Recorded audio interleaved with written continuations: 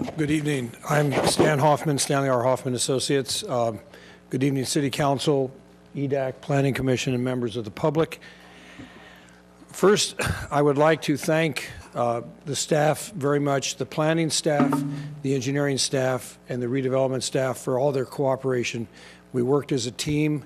There are many parts of this plan that combine elements and information from all those departments. I would also like to thank the EDAC committee for all their support and helping us craft this economic strategy. Particularly, I'd like to thank Cindy Oda Lee, who's not with us today. She had to resign, unfortunately, towards the end for family issues and was not able to finish, but virtually all the work was done by the time she resigned. So I want to thank her very much. And also John and Dante and Teresa and the other Johns that are here, and I think Sophie also, they were tremendous. What I'd like to do now is just summarize some of the key elements of the strategy. As you know, we're going to try to present the overview today. There's a lot of detail. We've gotten into specific areas. We've mentioned the 17 districts, which are highlighted on this one chart here. This middle one is your land use plan. And over here, it shows the redevelopment areas that are overlapping on the economic districts. And you'll find that largely the redevelopment areas are pretty much coterminous with the economic district. There's a few exceptions. So what I'd like to do first, in terms of preparing the study, there were a number of components to come up with the strategy plan, and I won't detail them all. If we can just run through them, besides the economy of Monterey Park, which was the detailed economic study, we had several surveys, both qualitative focus groups, a 400-person phone survey, and Gary Zendersky, who did the brand work, will talk in a moment about his one-on-one influential survey. We also had an urban design team come take a look at your pedestrian linkage plan and make recommendations to build on that and to broaden that to the whole city. We did some economic pro formas to take a look at many of the issues that were hindering development, such as the land prices, the small parcel sizes, the difficulty to have good parking, and some of our recommendations are related to that. The promotional video, which you saw, since we had all the information and there were some trade shows that the city staff was planning to go to, we thought it might be a nice idea to kind of give a picture of what Monterey Park was doing. And I think, as you saw from the video, there's a lot that's going on, and there's still a lot to do, as John G. referred to. And then finally, the economic district and the land use policy maps, which were developed through your engineering department. The firm of Forma developed these maps. These are all dynamic maps that can be manipulated. We developed a great amount of data, which will become part of your ongoing indicator system.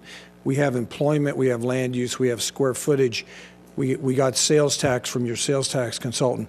So there are a range of pieces of data. I'm going to show you some of the high points of those, but those are dynamic indicators which are now on your geographic system within this framework of economic districts, and you can build on that. Some of the data is available monthly, some semi-annual, some annual. And as we'll state later, we think this can also become part of your annual budgeting process and your priority setting. On the next slide, and just run through those quickly, John talked about the vision, very important. The strategy establishes the goals and policies and recommended actions, and we've divided some of the actions into short-term, the next few years, 3 to 5 years, and long-term. As you know, the economy is very depressed at this point. Some feel it's stabilized and is coming back, but it's coming back slowly. But still, this is the time to plan when things can happen in the next 2, 3, 5 years. Our major objective is to create community wealth. That means the wealth of the businesses, the wealth of the households, and the wealth of the city, so it can provide the services that are needed. As John mentioned, there's a tremendous amount of retail leakage that's going on, particularly because you lack a lot of the regional retail. The Atlantic Times Square will help bring some of that back, but not all of it. The big box retail, department stores, that apparel, that kind of retailer is still largely missing. We stress the need to integrate this with the business process, the budgeting. This is a common theme we're seeing in other cities like Ontario, like Irvine, Pasadena, where they tie their economic development to their priorities, including coordinating with the planning, public works, and other departments. And I have to say, I'm very pleased the way all the departments work together to bring this to fruition. And then finally, as I mentioned, a strategy has to be a dynamic document.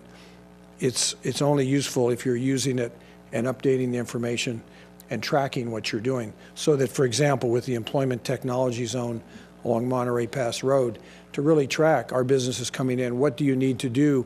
How do you provide the infrastructure, whether it's high-tech, high broadband infrastructure, or it's better sidewalks or better signage or better parking. Now, in the economy of the Monterey Park, just a few things I want to show. We've already mentioned the location of Monterey Park. You're all aware of that.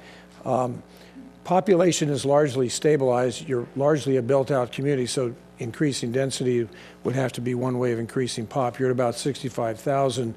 Employment's reached 28,000. Over the 2000s, from 2001 to 2008, the Employment Development Department showed about 4,000 job increase. Now, we know in 09 and 010 it's dropped a little bit, but we think that can come back, and we think there's more potential for economic growth.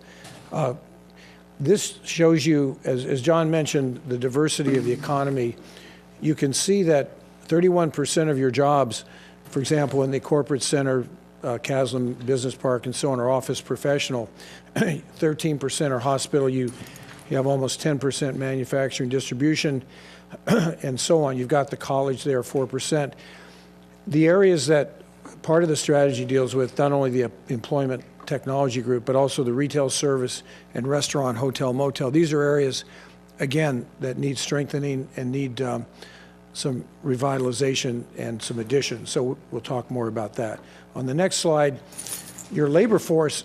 Now realize that this is the employment categories of the people who live here, and not all of them work in the city. But you can see that 2/3 of your labor force is what I'd call white collar. 1/3 is sales and office, and 1/3 is management and professional. So you have a strong and a highly skilled professional, technical, and white collar workforce, and then the rest is distributed as you've seen. But what's interesting, when you look at the next slide, it shows you that a lot of people commute outside the city. This is the labor force in the city and where they commute. Monterey Park, the people that live and work in the city is only 10%. So as the attention grows to keep people closer to their home, as transit improves, maybe that number will go up. You can see that 24% drive into LA City, and a high proportion is distributed throughout LA County. So this is not atypical from other communities. The highest numbers I've seen for some communities around the 20 to 25%, but this is not atypical to see this high amount of commuting. The next slide shows you that on your average wages, there's room for growth there. You're pretty much on par. Your average wage from the Employment Development Department shows you around 41,000. You're about 20% less than the LA County as a whole. But I think as you strengthen some of the professional, technical, and research and development opportunities, that should go up because those have higher average wages. On the next slide, in terms of income, you're right in the middle. 63, 64,000 is your average. You can see on the low side, South El Monte, and El Monte on the high side, Arcadia and South Pasadena. But again, a lot of that income, as we pointed out and as John mentioned, from some analysis that we made available to the city, a lot of that's leaking out, particularly in the regional retail